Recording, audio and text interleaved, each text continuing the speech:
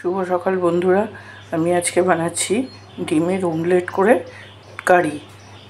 এই 6টা ডিম দিয়ে অমলেট করব, করে কারি করব। এই দিয়ে আদা কুচি, মিক্সিতে দিয়ে দিচ্ছি 4টে লঙ্কা, 7-8 কোয়া রসুন আর সামান্য একটু পেঁয়াজ বেটে দেব, দিয়ে আর একটু গোটা গরম মশলা এর সাথে পেস্ট করব। একটু গোটা গরম মশলা দিয়ে দেবো এর মধ্যে, এই মশলা পেস্টের মধ্যে। এইটুকুনি দারচিনি,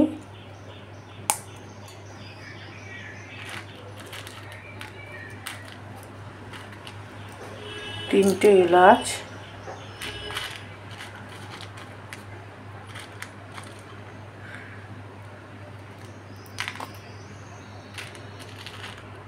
দুটো লবঙ্গ দিয়ে দিলাম।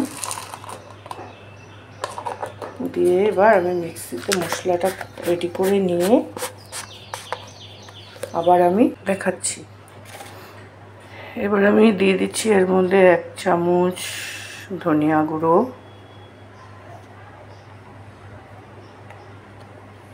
1 চামচ জিরে গুঁড়ো দিয়ে দিলাম।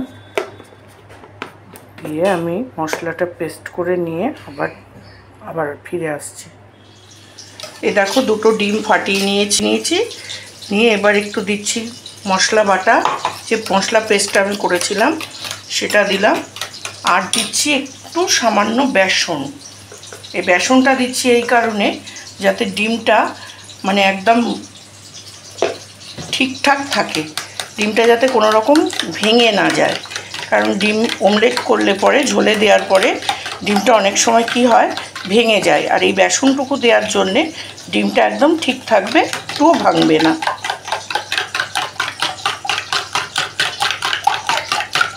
ভালো করে এটা ফেটিয়ে নিয়ে ওটা দেওয়ার পরে ডিমের মধ্যে একটু লামস হয়ে গেছিলো, সেই লামসটাকে পুরো গুলিয়ে এই রকম করে নিয়েছি। এইবার আমি ডিমটাকে প্যানে দিয়ে দিচ্ছি। দুটো করে ডিম একসাথে নিয়ে আমি অমলেটটা করব। তারপর এটাকে ছোট ছোট করে পিস করে দেবো।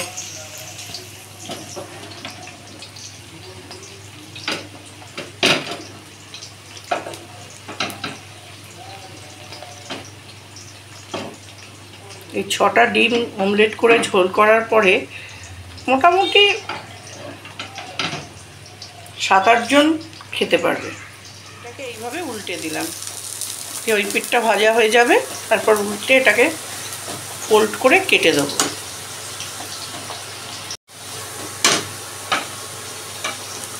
ফোল্ড করে উল্টিয়ে এটাকে করে নিয়ে আবার উল্টে দিলাম। দিয়ে এইবার আমি এটাকে ফোল্ড করছি। দেখো, এইভাবে ফোল্ড করে নিয়ে ডিমটাকে দেখো এইভাবে ফোল্ড করে নিয়েছি। এবার আমি এটাকে কাটবো, 3টে পিস করব।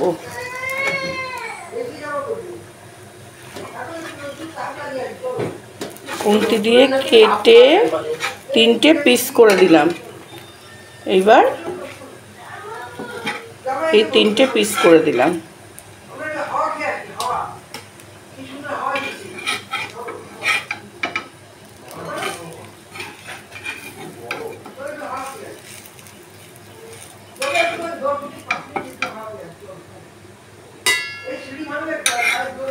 তেলটা গরম হয়ে গেছে, দিয়ে দিলাম একটা তেজপাতা ফোড়নে।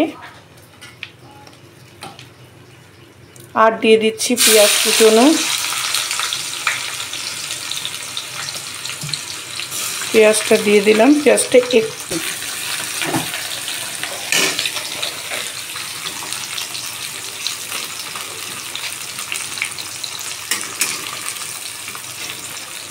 পেঁয়াজটা নরম হয়ে গেছে। এবার এর মধ্যে দিয়ে দিচ্ছি আমি টমেটো কুচি।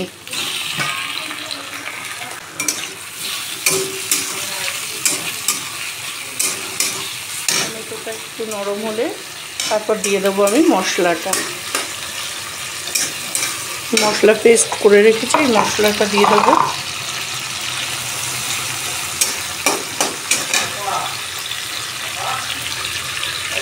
দিয়ে দিলাম মশলা পেস্ট,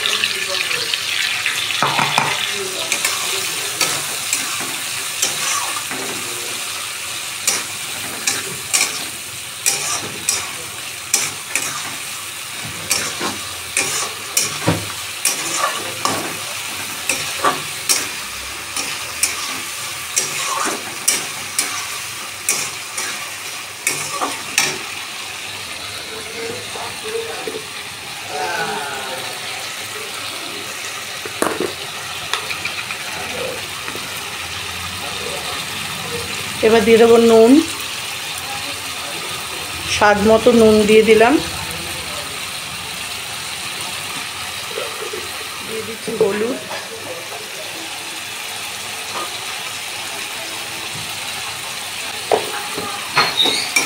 দেবো। এবার মশলাটা একটু, মশলার কাঁচা ঝাঁজটা চলে যাওয়া পর্যন্ত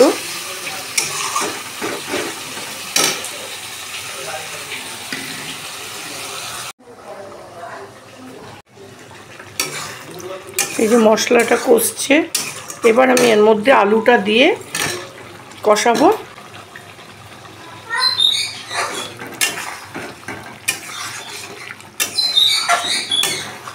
মশলা কষার মধ্যে আলুটা সেদ্ধ হয়ে যাবে।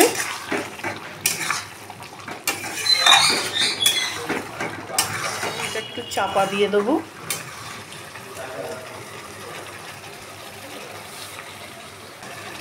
একটু চাপা দিয়ে দেবো আলুটা সেদ্ধ। ডিমের অমলেটের পিসগুলো দিয়ে দিয়েছি, ঝোল ও জল দিয়ে ঝোল দিয়ে দিয়েছি।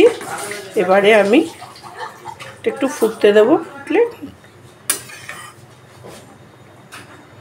যেহেতু এতে গোটা গরম মশলাটা একবারে পেস্ট করে দিয়েছি, ওই জন্য আর গরম মশলা দেওয়ার কোনো এটা থাকলো না। এবার শুধু সামান্য নামানোর আগে 1 চামচ একটু ঘি ছড়িয়ে নামিয়ে নেব।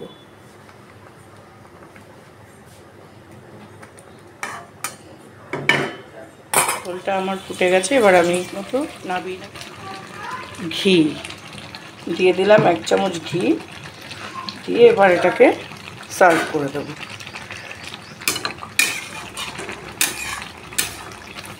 হয়ে গেল ডিমের অমলেটের কারি।